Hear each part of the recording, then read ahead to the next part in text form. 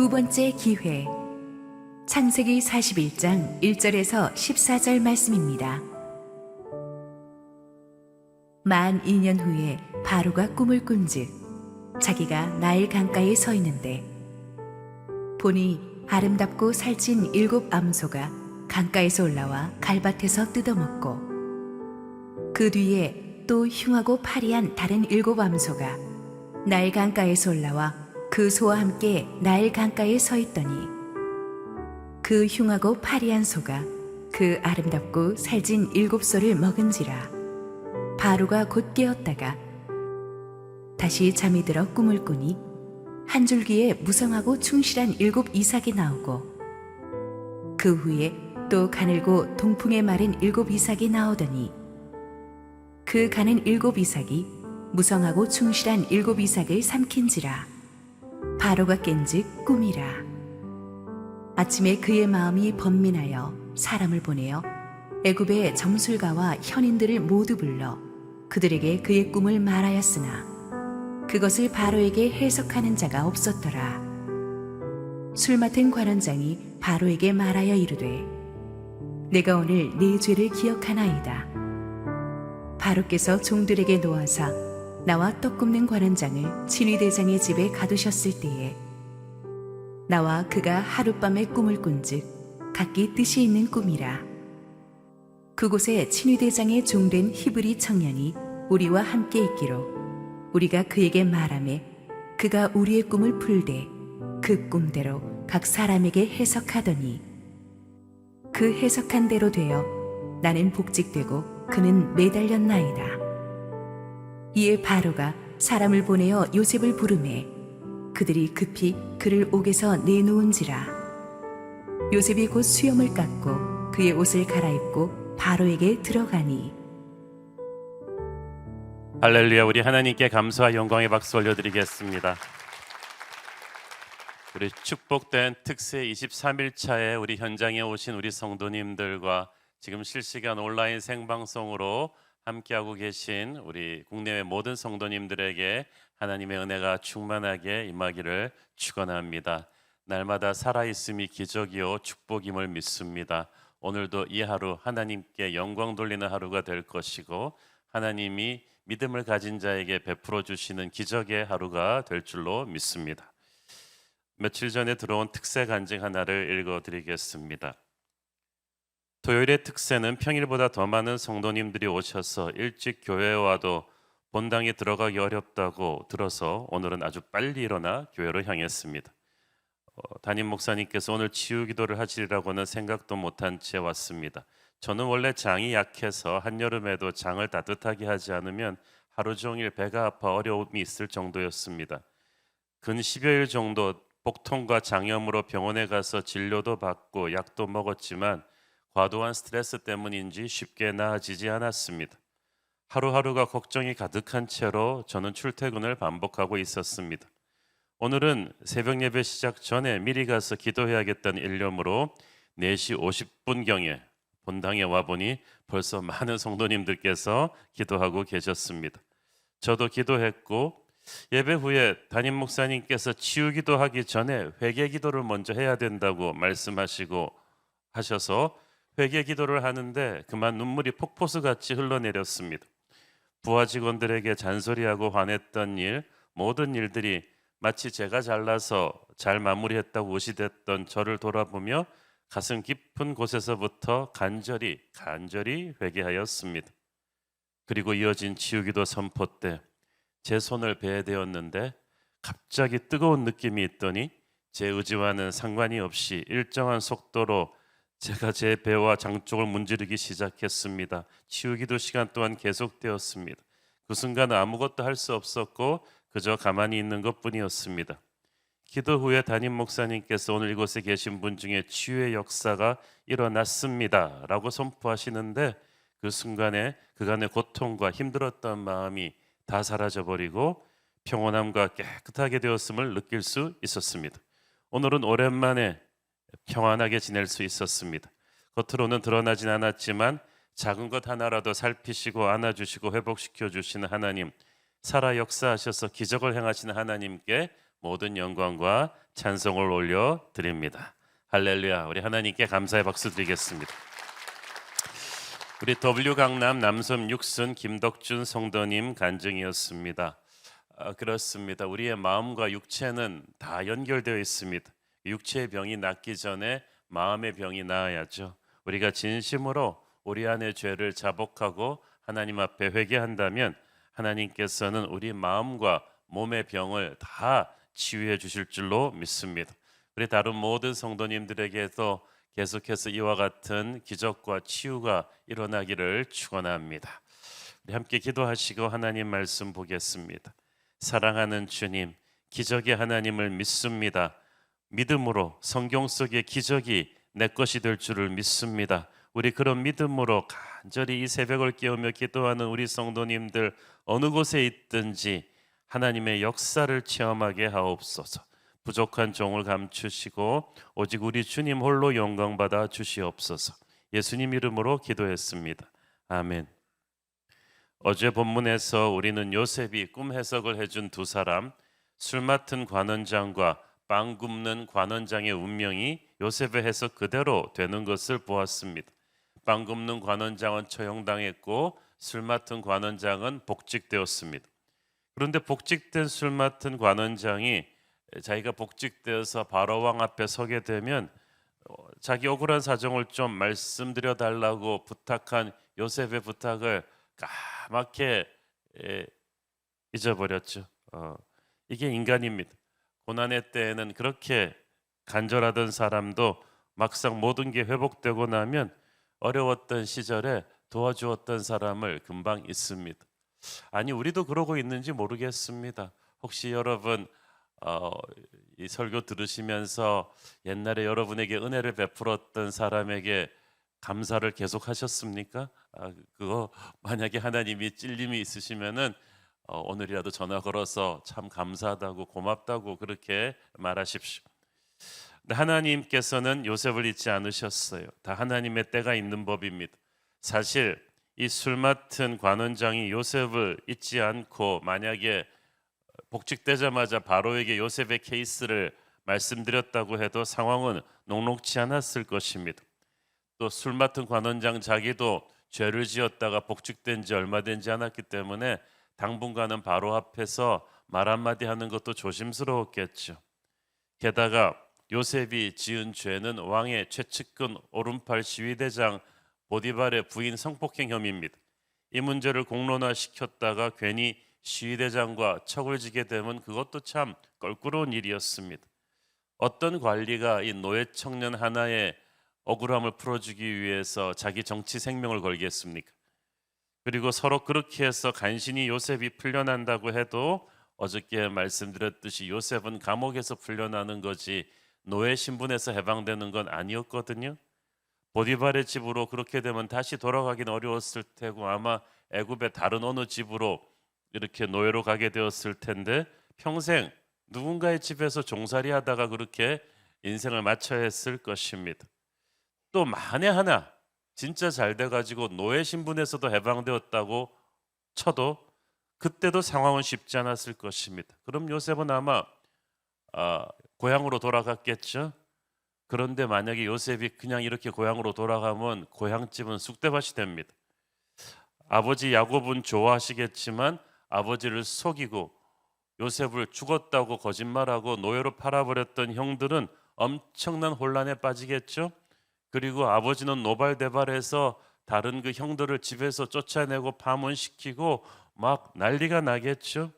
요셉은 자기를 배신한 형들과 평생 반목하며 원수처럼 살아야 했을 것입니다. 그렇게 되면 야곱의 집안만 쑥대밭이 되는 것이 아니라 요셉을 통해서 애굽과 열방을 장차 다가올 대흉년에서 구하시려는 하나님의 계획과 야곱 일족을 애굽으로 이민시켜 이곳에서 크고 강한 민족으로 세우려던 하나님의 그 그랜드 마스터 플랜이 다 무산되어 버리는 거예요. 여러분, 우리는 우리 혼자만의 인생이 아니에요. 하나님께서 우리를 통해서 섬기게 하시고 축복케 하려는 사람들이 많습니다. 그러므로 나 잘 먹고 잘 사는 거 이것만이 요셉 스토리의 포인트가 아닙니다. 하나님이 요셉의 인생을 향한 그런 계획이 있기 때문에 이렇게 빨리 광야에서 탈출시키면은 모든 것이 무산되어 버립니다. 그래서 이게 안 된 거예요. 믿음의 사람 요셉은 그걸 다 모르니까 답답했겠죠. 감옥 생활이 너무 힘들어서 좀 풀려나고 싶어서 석방된 뒤에 어떤 일이 일어나던 건 상관없이 그 술 맡은 관원장에게 지푸라기라도 잡는 심정으로 로비를 했을 것입니다. 우리도 상황이 너무 힘들면 하나님의 그랜드 마스터 플랜이고 뭐고 어떻게든 빨리 내가 지금 빠져 있는 구덩이에서 그냥 빨리 나가고 싶은 그런 마음이 있습니다. 어떤 인간적인 방법을 동원해서라도 말이죠. 그런데 하나님의 때가 있고 하나님의 방법이 있습니다. 요셉을 위한 하나님의 계획은 요셉 자신이 갖고 있는 것보다 훨씬 더 크고 높았습니다. 하나님이라고 요셉의 억울한 감옥 생활이 가슴이 안 아프시겠습니까? 하나님께서도 여러분의 억울한 상황 가슴이 아프십니다. 그러나 하나님이 계획하고 계신 건 단순히 요셉의 석방이 아닙니다. 방금 말씀드린 크고 놀라운 하나님의 꿈이 있습니다. 요셉도 살아야 되지만 요셉을 통해서 열방이 살아나야 되는 거예요. 내 계획과 하나님의 계획이 충돌할 때 항상 내 계획이 취소됩니다. 당신은 아프겠지만 그리고 또 그게 좋은 거예요. 아마 요셉은 자기 인생을 나중에 돌아보면서 그때 자기 감방 탈출이 2년 유보된 것을 돌아보면서 하나님이 옳았다고 고개를 끄덕였을 것입니다. 여러분도 훗날 믿음의 눈으로 자기 인생을 돌아보면 하나님이 옳았다고 고개를 끄덕거릴 날이 올 것입니다. 술 맡은 관원장이라는 요셉이 붙잡았던 동아줄은 그냥 툭 끊어져 버렸어요. 하지만 대신 더 크고 놀라운 하나님의 계획이 다가오고 있었습니다. 그러므로 내 계획대로 되지 않는다고 슬퍼하거나 노하지 말고 우리가 이제 하나님을 기다립니다. 믿음은 기다림이라고 했죠. 기다릴 수 없다면 진정한 믿음이 아니죠. 내 계획보다 뛰어난 하나님의 계획이 내게로 보이지 않는 곳에서 다가오고 있다는 것을 믿어야 돼요. 그게 믿음입니다. 그리고 2년이라는 세월이 지났습니다. 이 2년은 사실은 요셉에게 있어서 그 요셉이 17살의 노예로 끌려와서 이제 30살 되기까지 13년을 애굽에서 살았는데 그 13년 애굽 인생 중에서 요셉한테 가장 시간이 더디가는 아픈 시간이었을 거예요. 왜냐하면은 잠시 열렸던 소망의 문이 닫혀버렸기 때문이죠. 간절히 기대했던 것이 이루어지지 않았을 때 눈앞에서 그 소망의 문이 닫혀버렸을 때 오는 괴로움, 그 다음부터 이어지는 희망 고문이라는 것은 너무나 고통스러운 것입니다. 그런데 요셉이 이 연장된 광야의 시간을 의연하게 참 잘 견뎌낸 것 같습니다. 항상 기도하고 주어진 상황에서 한 사람 한 사람을 최선을 다해 섬기고 자기에게 주어진 매일매일의 일들을 죽게 하듯 하며 신실하게 했을 거예요. 모르면 몰라도 요셉은 이때를 막 신세 한탄하면서 술 마시면서 그렇게 함부로 보내지 않았을 것입니다.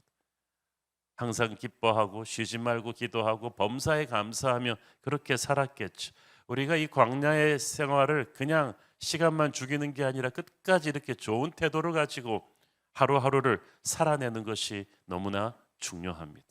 눈은 소리 없이 쌓이지만 어느 포인트가 되면은 그 소리 없이 쌓인 눈의 압력이 가지를 꺾어버리거든요. 우리가 신실하게 살아낸 하루하루가 하나님의 꿈이 내게 담기게 하는 아주 좋은 그릇이 될 것입니다. 세월이 흘렀습니다. 17살의 노예로 팔려온 요셉이 드디어 30살의 그 청년이 되었습니다. 연장된 감옥 생활 2년 동안 하나님은 침묵하시고 무기력하신 듯이 보였지만 하나님께서는 엄청난 일을 준비하고 계셨습니다. 역사의 수레바퀴를 요셉을 중심으로 움직이고 계셨어요. 요셉도 더 성숙한 하나님의 사람으로 빚어져 가고 있었지만 더 중요한 것은 애굽 왕궁과 바로 왕 요셉이 가야 될 목적지가 준비되고 있었어요. 어저께 말씀드렸죠. 바로는 아쉬울 게 없는 사람이에요. 아쉬울 게 없는 절대 권력자랑 정말 아쉬운 그 투성이인 최하위층 노예가 만나봤자 이거는 그 만남도 뭐 몇 초 성사되지도 못할 거예요. 바로가 뭔가 아쉬워져야 돼요. 그래야지 일이 이루어지는데 천하의 바로가 아쉬울 일이 없다가 진짜 아쉬운 상황이 터졌습니다. 꿈을 꾸었습니다. 오늘 본문이 나온 꿈이죠. 요셉의 생애에서는 세 번째 나타난 꿈 사건이에요. 한 번은 자기 꿈이고, 두 번째는 관원장들의 꿈이고, 세 번째가 바로의 꿈입니다.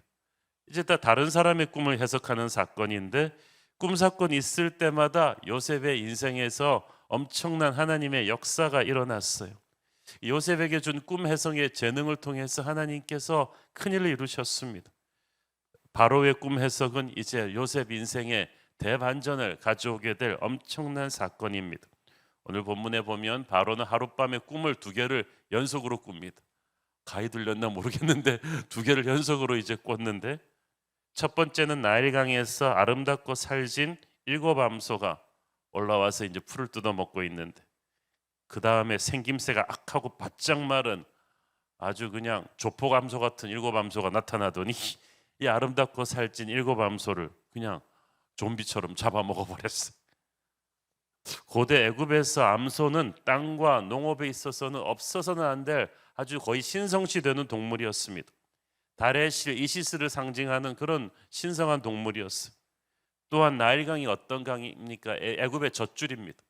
애굽 문명을 가능케 한 모든 식수와 농업 용수를 공급해 주는 생명줄 같은 강이에요. 그래서 나일강의 상태가 어떠냐는 국가 최고 뉴스예요. 나일강이 얼마나 범람하느냐 마르냐에 따라서 애굽의 한 해 농사가 판가름 났거든요. 애굽 문명의 젖줄, 힘과 부의 근원이 나일강이었어요. 그런데 나일강 앞에서 암소들 7 암소가 잡아먹히는 이런 끔찍한 사건이 일어나니까 암만 꿈이었지만 바로 왕은 너무나 소스라치게 놀라 잠에서 깼습니다. 근데 가위 들린 것처럼 잠들자마자 깼다가 다시 잠들었는데 또 꿈을 꿨어요. 이번에는 한 줄기에 무성하고 충실한 7 이삭이 나왔는데, 뒤이어서 가늘고 푸른 동풍에 마른 7 이삭이 또 나와서 이 무성한 7 이삭을 또 먹어버린 거예요. 여기서 동풍이라 말하면 이스트 윈드라는 것은 그 당시 사막에서 불던 뜨거운 모래바람입니다. 농작물을 순식간에 시들게 해버리는 무서운 바람이기 때문에 이 동풍이라는 말만 들어도 사람들이 두려워하던 그런 죽음의 바람이에요. 근데 그 당시 이삭은 곡식을 뜻했거든요. 풍성한 곡식이야말로 나일강이 주는 축복이었는데, 바로의 꿈은 이 축복이 순식간에 사라져버리는 아주 불길한 메시지를 담고 있었습니다. 8절 읽습니다. 아침에 그의 마음이 번민하여 사람을 보내어 애굽의 점술가와 형인들을 모두 불러 그들에게 그의 꿈을 말하였으나 그것을 바로에게 해석하는 자가 없었더라. 아침에 잠에서 깨어나서 이 왕이 너무 밤 내내 극도로 스트레스를 받아서 견딜 수가 없었어. 꿈이 너무 선명해가지고 막 잠잔 것 같지가 않아요. 꿈은 2개인데 두 꿈에서 나오는 이 공통점이 바로 왕을 더욱 번민하게 했습니다. 둘 다 7이라는 숫자가 나왔잖아요. 7마리의 소, 7개의 이삭. 두 꿈 다 앞에서는 좋았다가 나중에 가서 나빠집니다. 무엇보다 중요한 건 애굽 문명의 젖줄인 나일강과 관련이 있다. 게다가 소떼와 곡식, 목축업과 농업, 이것은 애굽 문명을 먹여 살리는 양대 산맥과 같은 거예요. 그런데 뭔가 나라의 장래에 중대한 일이 일어날 거라는 꿈인 것 같기는 한데 정확히 그 의미를 모르니까 막 더 불안한 거예요. 그래서 바로의 마음이 번민했다는 말은 심리적인 트라우마가 아주 극심했다는 뜻이, 국가 비상사태가 되었어요. 말씀드렸죠. 그 당시는 왕이 꾸는 꿈은 나라의 운명을 계시해 주는 신의 메시지라고 여겨지던 시대였기 때문에 그 왕의 꿈을 전문적으로 해석하는 학자들이, 점성숙살들과 학자들이 바로 왕의 최측근에 있었어요. 우리나라로 말하면 거의 국정원 최고 간부급 사람들이 그걸 하는 거예요. 그래서 바로 왕이 즉시 그들을 비상 소집했어요. 그들은 당대의 꿈 해석 전문가들이고 석학들이었는데, 문제는 그중 누구도 바로의 꿈을 해석하지 못한 거예요. 성경이 아무도 해석하지 못했다고 간단히 말했지만 이게 간단한 일이었겠습니까? 아마 이 인류 석학들이 달려들어갖고 며칠씩 밤을 새워서 온갖 꿈 해석 자료를 다 찾아보면서 밤새 회의를 거듭했을 텐데 알 수가 없어요. 당대 최고의 지식 문명을 자랑하던 피라밋을 만든 애굽이 이 꿈 해석을 놓고는 두 손 다 들어버렸습니다.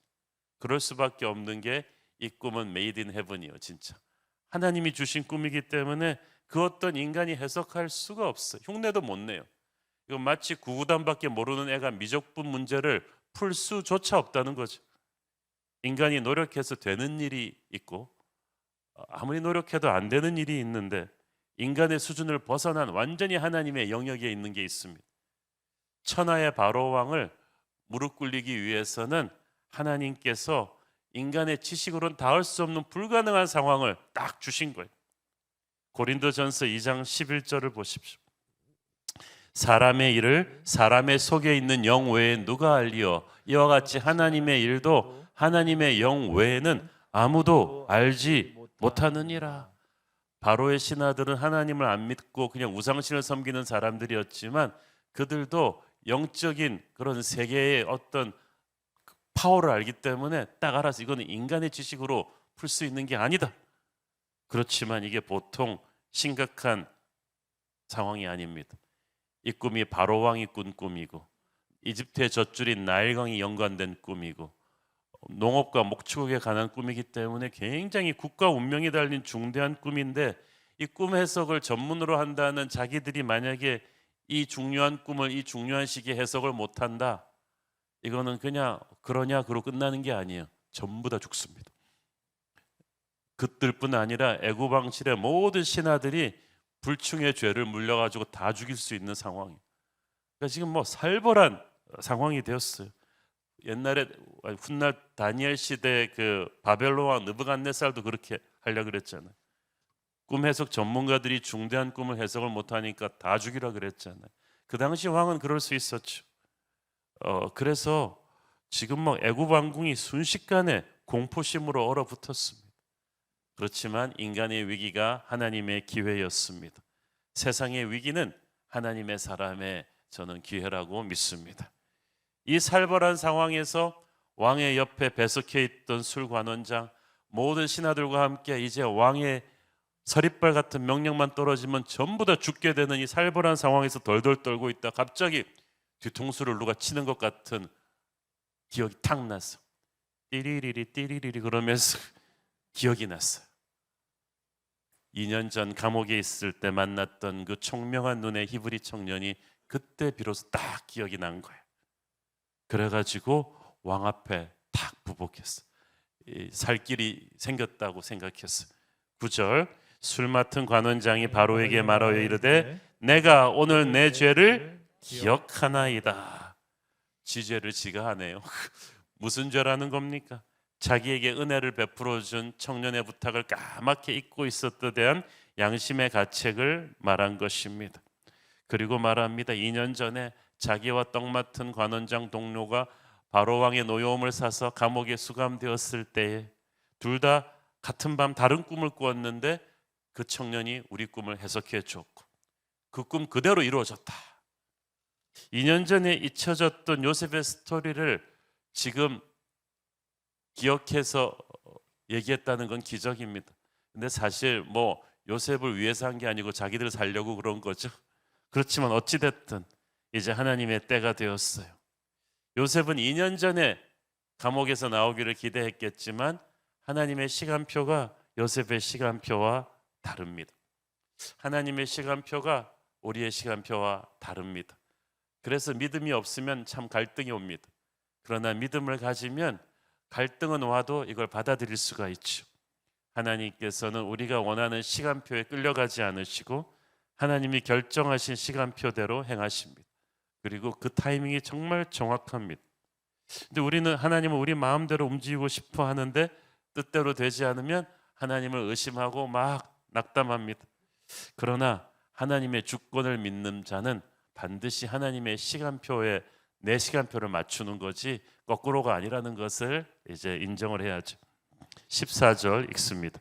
이에 바로가 사람을 보내어 요셉을 부르매 그들이 급히 그를 옥에서 내놓은지라 요셉이 곧 수염을 깎고 그의 옷을 갈아입고 바로에게 들어가니 술관원장의 말을 듣는 즉시 바로가 요셉을 불러오라고 했습니다.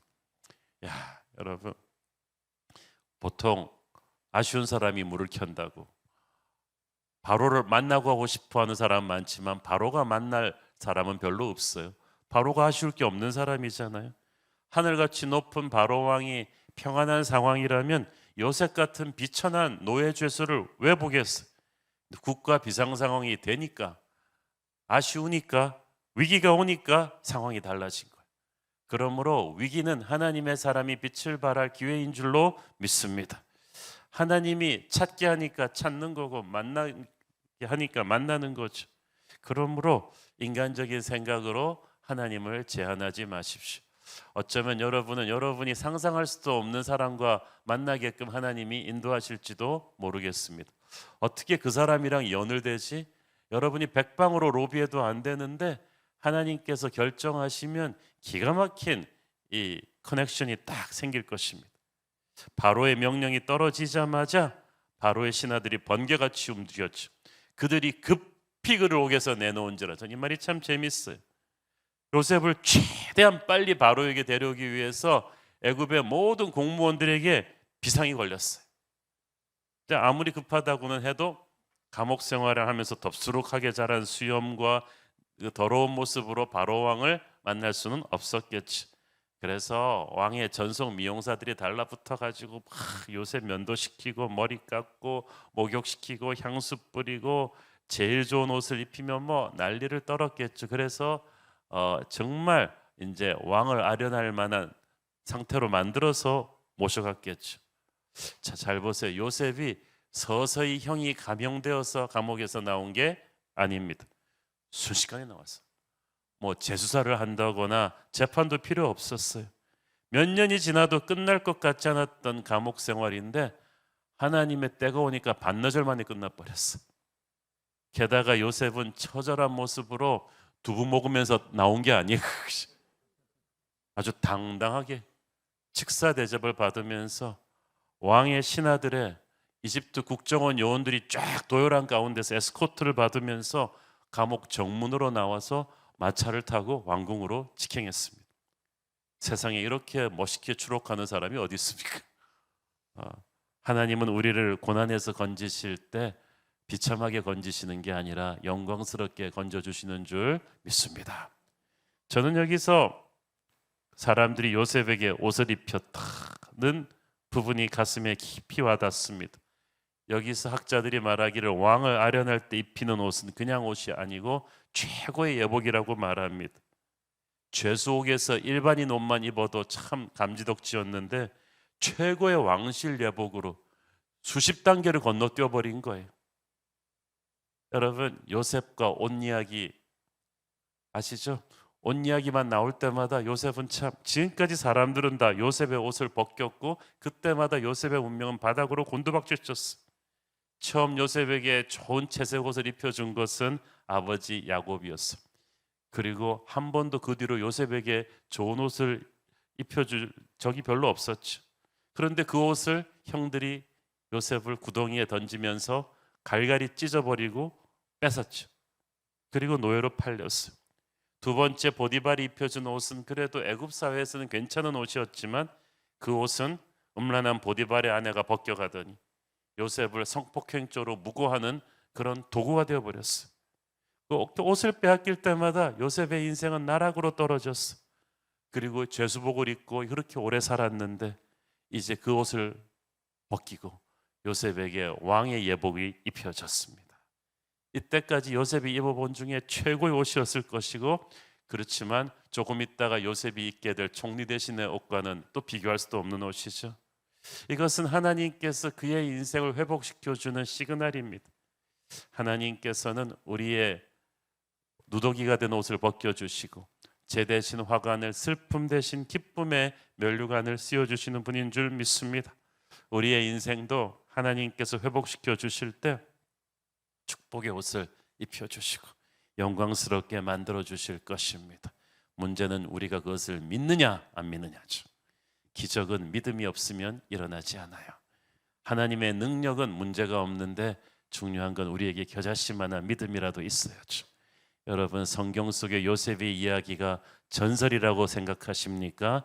아니면 내가 믿음을 가지면 이 성경 속의 기적이 나에게도 일어날 것이라고 믿으십니까? 그렇게 믿을 때 하나님께서는 여러분에게도 요셉의 기적을, 요셉의 회복을 주실 줄로 믿습니다.